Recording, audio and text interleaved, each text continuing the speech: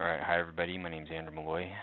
Today I have for you a very simple cookbook application.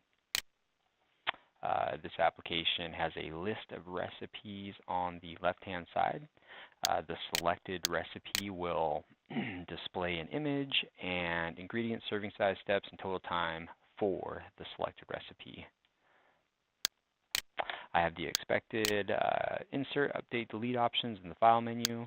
I created some fancy buttons down at the bottom. I won't talk about how long that took me. I also did some text wrapping inside my list view box, my second list view box for some of the longer entries. The image is it's an image that's converted to a byte array, then saved to the database. When a recipe is selected, it loads that image, loads the byte arrays, converts it to a bitmap image for display.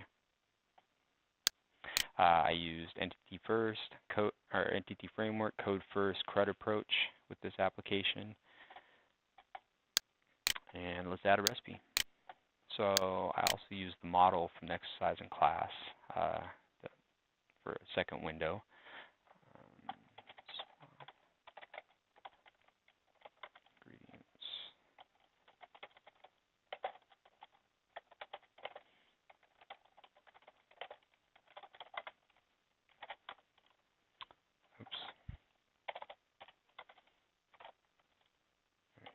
Okay, all right. There's a load picture button on the add recipe window. Bring up a file dialog. This file dialog should have been pointed to pictures, but you get the idea. There it is. And there's the image. When I select add, it's going to save all these entities to the database. And there it is. And then, of course, there's a delete and update recipe option at the bottom.